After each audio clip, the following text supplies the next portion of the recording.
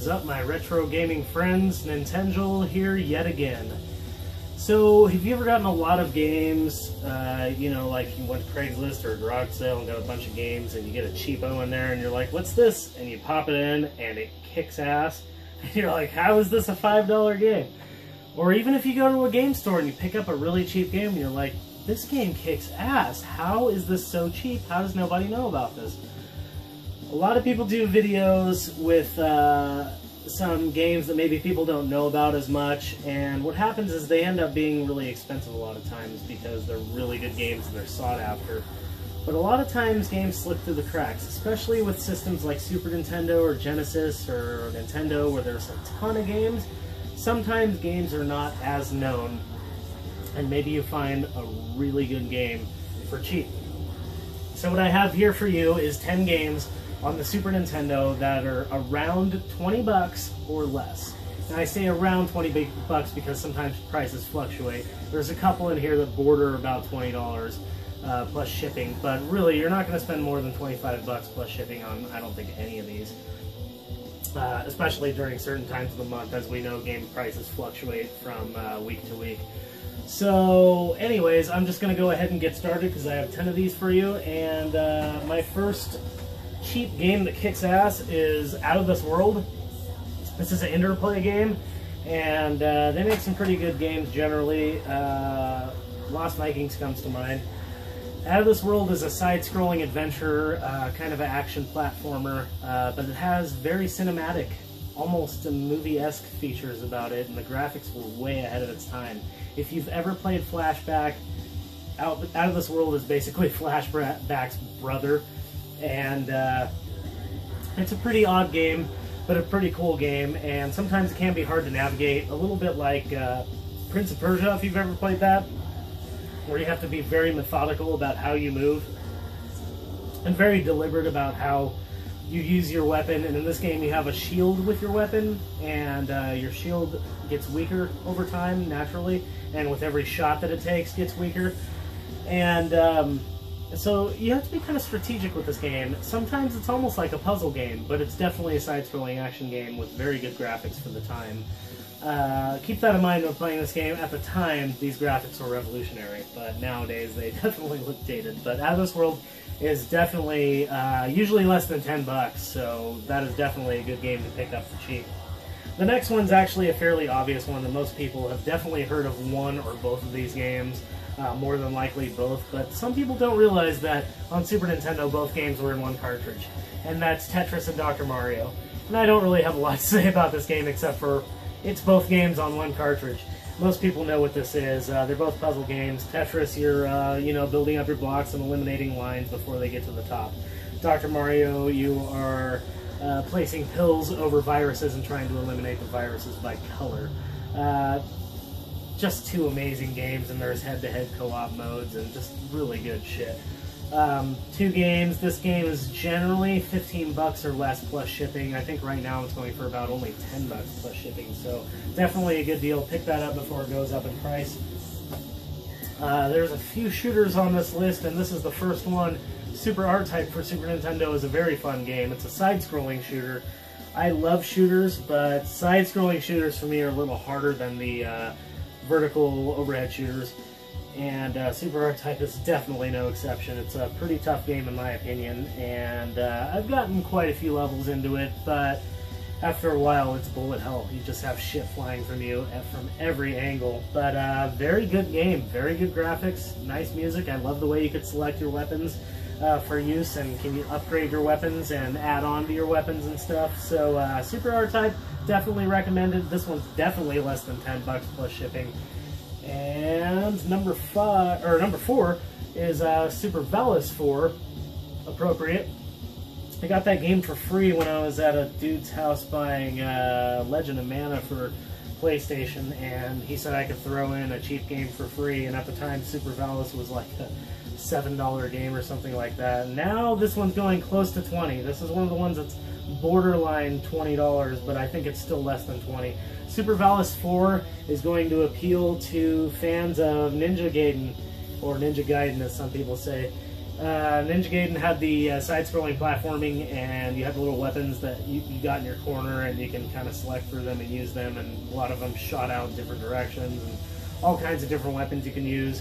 Super Veloce 4 is the exact same way, just better graphics, and what's also cool is you've got a female protagonist. That's right, your main character is a female, and there's just not enough of that in the old school video games. You know, Alicia Dragoon and the Metroid games come to mind, but you know, there's just not a lot of female-fronted games, and Super Veloce 4 is definitely a cool one that is a female protagonist, and it's not very expensive. Like I said, hovering around the $20 range, generally 15 to 20 bucks. And this one is definitely known by quite a few people. Super Ghouls and Ghosts for Super Nintendo. Absolutely great game. Great music, great graphics, great gameplay, great control. If you suck at this game, it's your fault, but at the same time, there's shit coming at you from everywhere. Notoriously one of the hardest Super Nintendo games there is. And I personally, and I'm just saying personally, I personally don't know anybody that's ever beaten that game. I've never even come close. I know plenty of people have beaten it, but that game is near impossible for me. I'm not sure what it is about it, but it's very Castlevania-esque, a lot harder, of course, but it's a Capcom game from back in the past, so you know it's good. But there's just shit coming at you from every angle, and you've only got 1 or 2 hits to keep living, depending on what little upgrades you have. But definitely worth owning. And Super Ghouls and Ghosts generally ranges about the $10 range online, plus shipping. Sometimes goes over, but sometimes you get lucky and you get it for $7 or $8. I got mine, I think, for $6 and was really lucky to get that. With no shipping or anything, I found that in the store. Actraiser would be game number 6 for my games that kick ass that are fairly cheap. Actraiser is a side-scrolling, platforming, hack-and-slash game. Very medieval. You're a dude with a sword. The graphics kick ass for the time. This was actually an early release, and the graphics were amazing. And the music is epic. It's mind-blowing. I mean, the music is so good in this game.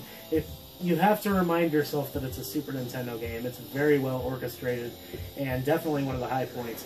What's also interesting about this game is there are, besides the platforming elements, in between levels of platforming, there are city building, almost sim elements, and you have to destroy enemies that are trying to attack your cities while building cities and defending your people because you're kind of a god. Pretty interesting. Need to check it out. Just as a side note, Actraiser 2 is a good game as well, but I say good, not great. It's just a side-scrolling action platformer. They took out all the sim city building stuff, so if you do happen to get the first one, just know that for the second one. And Actraiser generally is about $10, sometimes 15. It might be going up a little bit more now. Might be up to the $20 range. The second one is definitely only about 10 to 15 bucks. But get Actraiser before it goes above $20, because I guarantee it will. Raiden Trad, another one of the shooters from this list. Now, Raiden Trad is an overhead shooter, and therefore a game that I am much better at than, say, Super Archetype. Overhead shooter, you get color-coded power-ups, and if you keep getting the same color, your weapons keep increasing and getting more powerful, and enemies come at you from every angle. Enough said. Awesome game. Amazing game. 2-player co-op. Love that. So yeah, not much more I have to say about that. Raiden Trad kicks ass. Get that game because it's literally like $5. And this one is bordering on the $15 to $20 range. This is UN Squadron, and definitely one of my favorites from this list. The last shooter for this list. It's also a side-scrolling shooter, kind of like Super R-Type, but it's a little more military rather than space shooting. And you can select what weapons you have in the beginning, and you can buy upgrades and such, but it's a very difficult game. In my opinion, I have a hard time getting through just a few of the levels, but what's cool is if you can't beat a level, it seems like, and I don't know if this is true through the whole game, but the first few levels, if you can't beat the level after a few tries, they give you kind of an alternate level, and that one's a little bit easier to beat and gives you a little more practice towards the harder levels, so that's pretty cool. UN Squadron kicks ass. Now, this was the big surprise for me. Magic Sword on Super Nintendo. I freaking love this game. It's a side-scrolling hack and slash, and I got it for like $5, and it's worth about $5. That's what it goes for, and this game is amazing. I love the graphics. I love the gameplay. It reminds me of kind of like Golden Axe a little bit, or Legend for Super Nintendo, which is actually kind of rare. The music is kind of repetitive, but I like it. And you're going through this tower, and there's like tons of floors, and every floor is a level. And you're thinking, this is no problem. You're going through floors like nobody's business, and then you get 30 floors in, and you're like, where the hell is the end of this game? And yeah, there's definitely more than 40 floors, I think. I don't know how many floors there are. I haven't looked into it, but I love this game. You get a little second character with you that joins you when you unlock a jail cell, and you can switch between. You can unlock other jail cells and get a different character, so you can switch them out. You can only have one other extra character, but every character has its own little abilities, and that is just a really good one. And the last one is, surprisingly, there are Super Nintendo RPGs out there that kick ass that are around the $20 range. And one of these is Illusion of Gaia. Now, this isn't a very obscure game. It just seems to be one that nobody plays anymore, and I'm not sure why. It's kind of a mix between an RPG and Legend of Zelda, where it's kind of an overhead view, and you're hacking and slashing monsters, but you also gain levels. And there's definitely dialogue between people, and this is one of 3 games that are loosely connected. The first one being Soul Blazer, Illusion of Gaia being the second, and Terra Enigma, which was never released in the United States, being the third. I will talk about those games later on in the future, but if you're looking for an amazing RPG experience for not $50 or more, like most RPGs on the Super Nintendo, pick up Illusion of Gaia. I can't recommend it enough. It's a great game. And that's pretty much all I have for you guys. Just wanted to get out that there are games on the Super Nintendo. Even though prices are skyrocketing on these things, still there are games for under 20 bucks or around 20 bucks that just kick complete ass and are totally, completely worthy of owning. So that's all I have for you guys. Give me a thumbs up if you like the video, and subscribe down below if you want to keep seeing more videos. And definitely leave a comment. What do you guys think about these 10 games? And what are some games that you've gotten for cheap that totally surprised you? That you were like, what the hell, this game is awesome. How is it only $5? It's happened to me several times, as you can see. So yeah, just give me a comment, and thanks for watching, and keep rocking the retro games.